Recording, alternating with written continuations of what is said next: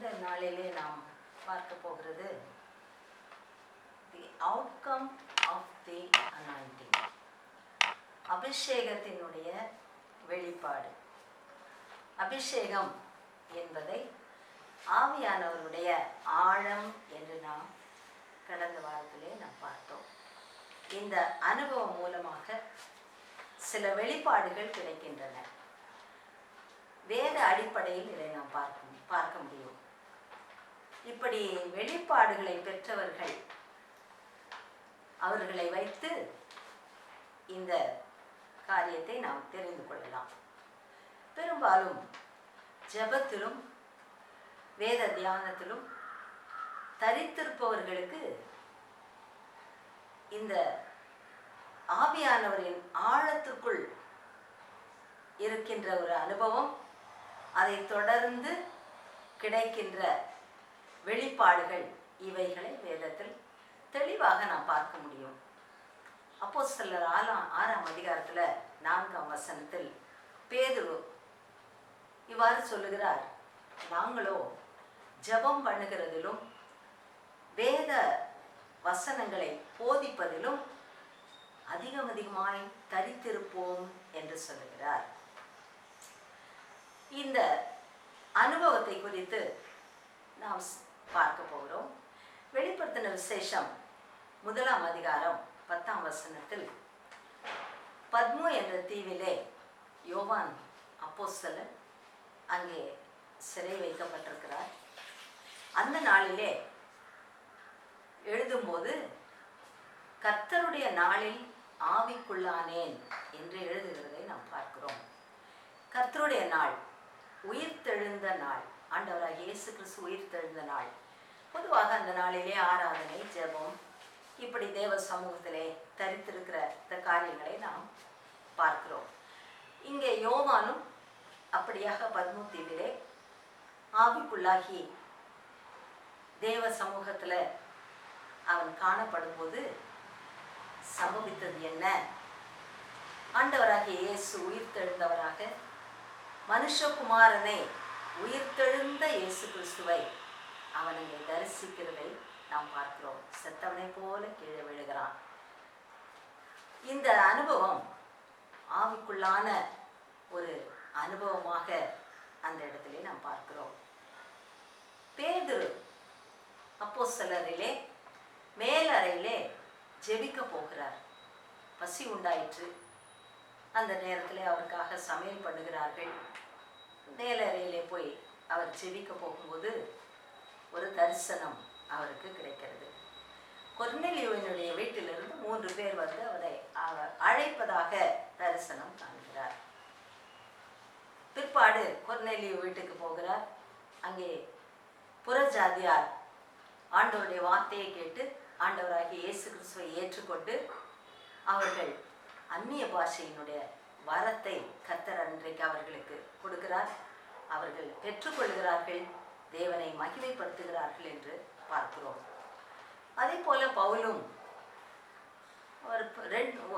2 கொரிந்தியர் 12ஆம் அதிகாரத்தில் பவுல் சொல்லுகிறார், 3ஆம் வானம் வரைக்கும் எடுத்துக்கொள்ளப்பட்டதாகவும் அங்கே பரதீசிலே அவர் போய் பரதீசை பார்த்ததாகவும் அவர் தரிசனம் கண்டதை அன்றைக்கு அங்கே சொல்லுகிறதை நாம் பார்க்கிறோம். இப்படியாக ஆவிக்குள்ளான ஒரு அனுபவத்தினூடாக அவர்கள் பெற்ற அந்த நன்மைகளை, அந்த இரகசியங்களை, அந்த ஆவிக்குரிய காரியங்களை அநேகருக்கு அது பிரயோஜனமாக இன்றைக்கும் நமக்கு வேதத்திலே எழுதப்பட்டதாக, இந்த அனுபவங்கள் எல்லாம் சத்தியம் என்பதும் அவைகளுக்கு சாட்சிகளையும் நாம் பார்க்க ஏதுவாக இருக்கிறது. இரண்டாவதாக, பரிசுத்த ஆவியானவர் நேருக்கு நேராக இரகசியங்களை தம்முடைய பிள்ளைகளுக்கு வெளிப்படுத்தி நேருக்கு நேர் அவைகளை அவர்கள் அந்த இரகசியங்களை வெளிப்படுத்துகிறதை, சம்பந்தப்பட்டவர்களோடு கூட அதை வெளிப்படுத்துகிறதை கூட நாம் பார்க்கிறோம். ஒன்று ஆவிக்குள்ளாகி தரிசனங்களை காண்பது, இன்னொன்று ஆவிக்குள்ளாக இருக்கிறவர்கள் ரகசியங்களை, பிறருடைய ரகசியங்களை நேருக்கு நேர் வெளிப்படுத்துகிறது. பேதுரு அப்போஸ்தலரிலே 5ஆம் அதிகாரத்தில் பார்க்கிறோம். அனனியா சப்பீராள் வருகிறார்கள். அனனியா வருகிறார். அனனியாவினுடைய நிலத்தை விற்று அவன் கொண்டு வருகிறான். இவ்வளவுக்கு தானா விற்றீர்கள் என்று கேட்டபோது அவன் ஆம் என்று சொல்லுகிறான். பரிசுத்த ஆவியினிடத்திலே நீ பொய் சொல்லுகிறாயா என்று கேட்டபோது அவன் விழுந்து சாகிறான். சப்பீராள் அதை அறியாமல் உள்ளே வருகிறாள். இவ்வளவுக்கு தானா விற்றீர்கள் என்று கேட்கிறார். அவளும் ஆம் என்று சொல்லுகிறாள். பரிசுத்த ஆவியினிடத்திலே பொய் சொல்வதற்கு நீங்கள் ஒருமனப்பட்டது என்ன என்று சொல்லி உன் புருஷனை அடக்கம் பண்ணின அவனுடைய கால்கள் அந்த இடத்துல அவள் வருகிறது என்று சொன்ன மாத்திரத்திலே அவளும் விழுந்து ஜீவனை விட்டாள். இப்படி நடந்ததுனாலே அநேகர் பயந்து விலகினார்கள். சீஷர்களாக இருந்தவர்கள் கூட விலகினார்கள். ஆனால் அதே வேளையில திரளான கூட்டத்தார் சபையில் சேர்க்கப்பட்டார்கள். அப்போஸ்தலருக்கு பின்னாக அவர்கள் நின்றார்கள் என்று நாம் பார்க்கிறோம். பவுல் ஒரு இடத்துல பிலிப்பி பட்டணத்திலே அங்கே ஊழியம் செய்ய போயிருக்கிறார். அவரோடு கூட அவருடைய சீஷர்கள் உதவியாளர்கள் எல்லாரும் போகிறார்கள். அப்பொழுது ஒரு குறி சொல்லுகிற ஆவியுடைய ஒரு பெண் எதிர்பட்டு இவர்கள் ஜீவனுள்ள தேவனுக்கு ஊழியம் செய்கிறவர்கள் என்று அவள் சொல்லும்போது சில நாட்கள் இப்படி சொல்லிக்கொண்டே வருகிறாள். மெய்யாகவே அவர்கள் தேவனுடைய ஊழியக்காரர்கள் தான், ரட்சிப்பின் வழியை அறிவிக்கிறவர்கள் தான்.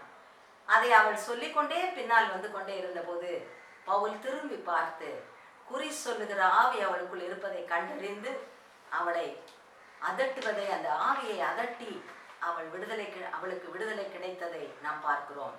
ஒரு பக்கம் எதிர்ப்புகள், அவளுடைய எஜமான்கள் வியாபாரம் அற்று போனதென்று உபத்திரவத்தை கிறிஸ்தவர்களுக்கு உபத்திரவம் கொடுத்தாலும் மறுபக்கத்திலே இந்த அற்புதத்தை கண்ட அநேகர் ஆண்டவராய் இயேசு கிறிஸ்து நாமத்தை விசுவாசித்தார்கள் என்று பார்க்கிறோம்.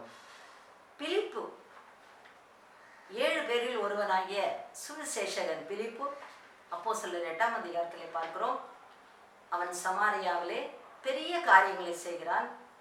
அந்த சமயத்துல அவனே ஆவியானவர் அவனோடு பேசுகிறார். நீ எருசலேமிலிருந்து காசாவுக்கு போகிற தெரு வழியே நீ போ, வனாந்தர முகமாய் போ என்று சொல்லுகிறார். அவன் போகிறான். அந்த இடத்துல கந்தாகே மந்திரியினுடைய ஊழியக்காரன் வருகிறார். அந்த ஊழியக்காரன் அவனோடு கூட ரதத்தில் ஏறிக்கொள்ளுகிறான் பிலிப்பு. இருவருமாக போகும்போது எசாயா 53ஆம் அதிகாரத்தை குறித்து அந்த மனிதனோடு பேசி கடைசியிலே அவன் ஞானஸ்நானம் பெற்று, அந்த கந்தாகே மந்திரி ஞானஸ்நானம் பெற்று கரையேறும்போது பிலிப்புவை காணாமல் சந்தோஷப்பட்டு அவன் தன் வழியே போகிறான். ஆண்டவரை இயேசு கிறிஸ்துவை ஏற்றுக்கொண்டு பிலிப்புவை ஆவியானவர் கொண்டு போய் விட்டார் என்று பார்க்கிறோம்.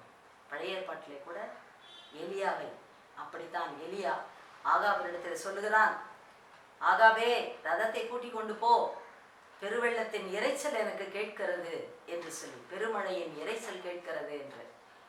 ஆகாப் ரதத்தை கூட்டிக் கொண்டு போகும்போது வானம் கருத்து மழை பொழிகிறது. கர்த்தருடைய கை எலியாவின் மேல் இருந்ததுனால ரதத்திற்கு முன்னாக ஓடினான் என்று பார்க்கிறோம். இவையெல்லாம் தேவனின் ஆழங்கள் என்று சொல்லப்படுகிறது. அப்போ 1 கொரிந்தியர் 2ஆம் அதிகாரத்துல 9ஆம் வசனத்திலிருந்து 14ஆம் வசனம் வரைக்கும் நீங்கள் வாசித்து பார்ப்பீர்களானால் அங்கே பவுல் சொல்லுகிறார், ஆவிக்குரியவைகளை ஆவிக்குரியவர்களால் மாத்திரம்தான் அதை விளங்கிக் கொள்ள முடியும். ஆவிக்குரிய தேவனின் ஆழங்கள் என்ற அந்த வார்த்தை அங்கே பயன்படுத்துகிறார். தேவனின் ஆழங்களை விளங்கிக் கொள்ள வேண்டுமானால் தேவனுடைய அந்த ஆவியானவருடைய ஆழங்களுக்குள் போகிறவர்கள், அந்த அனுபவத்தை பெற்றவர்களால் தான் அது முடியும். மற்றவர்களால் அது புரிந்து கொள்ள முடியாது. இன்றைக்கும் அநேகர் வேதத்தில் உள்ள ஆவியானவருடைய அந்த நடத்துதல்களையும் வரங்களை பற்றிய காரியங்களையும் தங்களுக்கு புரியாத காரியங்களை அவர்கள் எடுத்துக்கொண்டு விவாதிப்பதும் வாதிப்பதும், அதை தவறான முறையிலே அதை கண்டனம் பண்ணுவதும், இப்படிப்பட்ட விஷப்பரீட்சையில் இறங்கி இருப்பதை நாம் பார்க்கிறோம். ஆனால் ஆவியானவருடைய அந்த ஆழங்களை அறிந்து கொண்டவர்களுக்கு மாத்திரமே, அந்த அனுபவத்தை பெற்றவர்கள் மாத்திரமே அதை மற்றவர்களுக்கு அதை வெளிப்படுத்தும் போது, அது காண்பிக்கும் போது மற்றவர்கள் அதை விசுவாசிக்க வேண்டும் என்பதற்காக அது கொடுக்கப்படுகிறது. சாதாரண மனிதர்கள் அசாதாரணமான காரியங்களை செய்தால் அவர்களை தேவனுடைய அபிஷேகம் பெற்றவர்கள் என்றும் அவர்களை வரம் பெற்றவர்கள் என்றும் வேதம் சொல்லுகிறது. நாமும் அதை தான் சொல்லுகிறோம். அன்றைக்கு வரம் பெற்றவர்கள், தேவனுடைய ஆழங்களிலிருந்து வார்த்தைகளை பெற்றவர்கள், ரகசியங்களை வெளிப்படுத்தினவர்கள், அநேகரை எச்சரிப்புக்குள்ளாக கொண்டு வந்தவர், இப்படிப்பட்ட பெரிய காரியங்களை செய்தவர்கள் எல்லாரும் அன்றைக்கு எதற்காக அதை செய்தார்கள் என்றால் ஆத்தும ஆதாயத்திற்காக செய்தார்கள். ஆத்துமாக்கள் திரளாய் ஆண்டவருடைய நாமத்தை அறிந்து கொண்டவர்களாக ஆத்துமாக்கள் ஆண்டவருக்குள்ளாக வந்ததை நாம் அந்த நாட்களிலே பார்க்கிறோம். ஆனால் அதே ஆவியானவருடைய ஆழங்களை பெற்றவர்கள் இன்றைக்கும் இருக்கிறார்கள், இல்லை என்று சொல்ல முடியாது. ஆனால் மிகவும் வருத்தத்திற்குரிய ஒரு காரியம் என்னவென்றால், இந்த வேளையில ஆண்டவராக இயேசு சொன்ன ஒரு உவமை எனக்கு நினைவுக்கு வருகிறது. ஒருவனிடத்தில் 5 தாலந்து, ஒருவனிடத்தில் 2 தாலந்து, ஒருவனிடத்தில் 1 தாலந்தை கொடுத்து விட்டு எஜமான் தூர தேசத்திற்கு அவன் பிரயாணம் பட்டு போகிறான். இந்த 5 தாலந்தை வாங்கினவனோ அதை கொண்டு வியாபாரம் செய்து வேறு 5 தாலந்தை சம்பாதித்தான். 2 வாங்கினவனும் அதை கொண்டு வியாபாரம் செய்து வேறு 2 வாங்கினான். 1 வாங்கினவனை பற்றி நமக்கு கவலை இல்லை, அவன் ஒன்றுமே செய்யவில்லை. ஆனால் அன்றைக்கு செய்தது ஆத்தும ஆதாயம், ஆனால் இன்றைக்கு செய்கிறது வியாபாரம். இன்றைக்கு மிகவும் வேதனைப்படத்தக்க ஒரு காரியம் என்னவென்றால், எல்லாவற்றையும் வியாபாரமயமாக்கி விட்டார்களே என்பதுதான். வரம் பெற்றவர்கள் கூட வியாபாரமாக வரங்களை மாற்றிவிட்டார்கள் என்பதை போல ஒரு வருந்தத்தக்க ஒரு விஷயம் வேறொன்றுமில்லை.